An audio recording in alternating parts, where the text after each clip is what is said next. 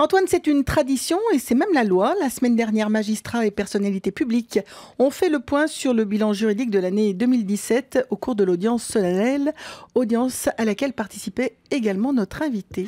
Oui, nous recevons ce matin Olivier Quérard. Bonjour. Bonjour. Vous êtes procureur de la République au palais de justice de Saint-Pierre-et-Miquelon. La semaine dernière, on l'a dit, s'est tenue la traditionnelle audience solennelle. On va revenir tout de suite sur cette séance avec les chiffres à dévoiler dans quelques instants. Mais avant, est-ce que vous pouvez tout simplement nous rappeler à quoi ça sert de présenter chaque début d'année publiquement un bilan judiciaire de l'année passée ? Oui, alors c'est une audience de rentrée solennelle du tribunal, des tribunaux de Saint-Pierre. Solennelle, vous le constaterez, parce que sont pour la circonstance sorties les vêtures un peu plus flamboyantes, si on peut le dire comme ça. Mais surtout, c'est un exercice démocratique puisque la justice est rendue au nom du peuple français, et donc on se doit de rendre des comptes au corps constitué, aux élus, à la population. Parce que, je veux dire, cette fonction régalienne nous est déléguée, on n'en est pas propriétaire, donc on doit en rendre compte. Vous le dites, c'est un exercice démocratique, c'est obligatoire en fait. C'est obligatoire, mais c'est d'abord un exercice démocratique, voilà. Donc dans ce bilan 2017, une fois encore, la tendance de la délinquance est à la baisse dans l'archipel. 239 dossiers ont été traités, 12 de moins qu'en 2016, c'est bien ça ? Alors, depuis 5 ans, la tendance est à la baisse. On est rendu à environ une centaine de procédures en moins transmises au parquet. Puisqu'on est aux alentours de 240, c'était 340 en 2013. Ce qu'il faut bien comprendre, c'est que toutes ces procédures pénales ne sont pas poursuivables. Soit parce que les infractions ne sont pas caractérisées, soit parce que l'auteur n'est pas identifié. Donc en l'espèce, sur les 239 très exactement qui ont été transmises, il y en a 124 pour lesquelles les poursuites n'étaient pas possibles. Il y en a une vingtaine qui restaient encore à traiter en enquête ou avec des investigations autres complémentaires. Et par ailleurs, il y a 95 dossiers, 95 procédures pour lesquelles une décision a été prise. Voilà. À quoi elle est due cette baisse de la délinquance générale et progressive depuis plusieurs années ? Alors, la première raison, j'y crois fermement, c'est d'abord une élévation du degré de conscience citoyenne collective. Alors, est-ce que c'est une vue de l'esprit ? Je ne crois pas. Parce qu'elle se traduit d'abord dans une implication de la population dans tout un tas d'initiatives d'ordre associatif ou d'ordre politique au sens noble.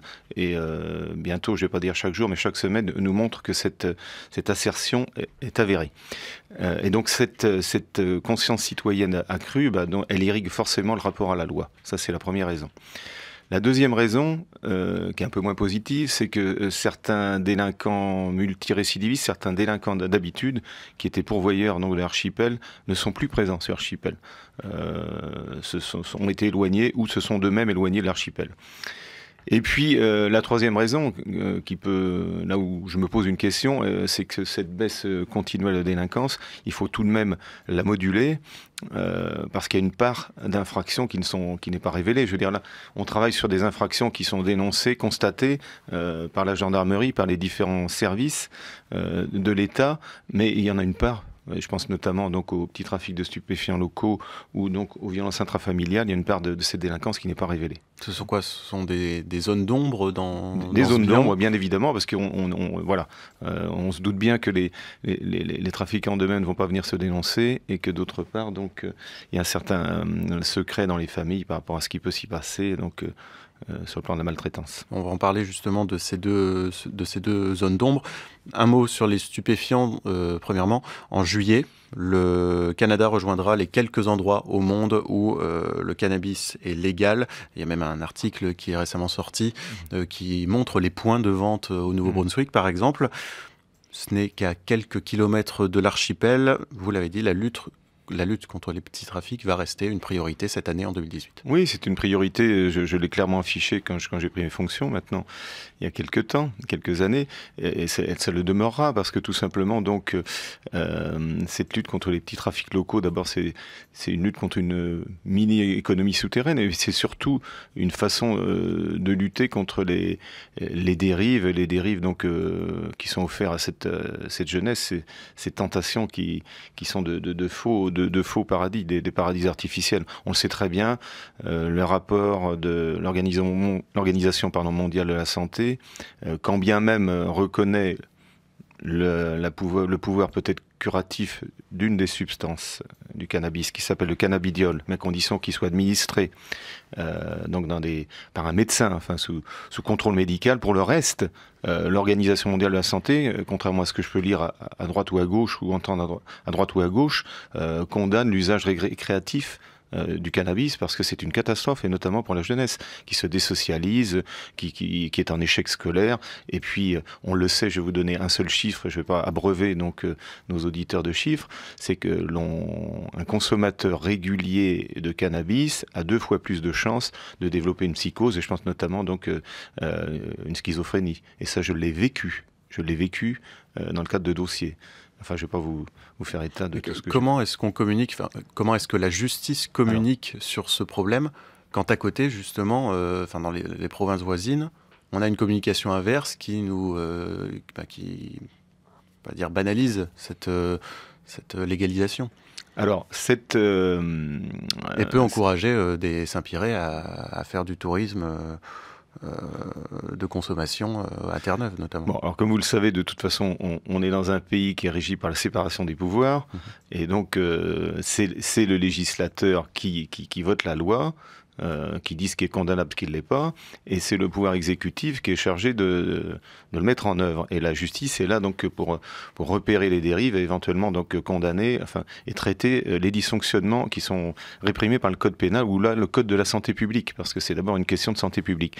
Mais en l'occurrence, vous avez bien compris, donc le traitement est bien différencié entre les simples usagers qui ne commettent pas par ailleurs d'autres infractions, les simples usagers de cannabis, et puis ceux qui en font le commerce. C'est l'axe, c'est le clivage.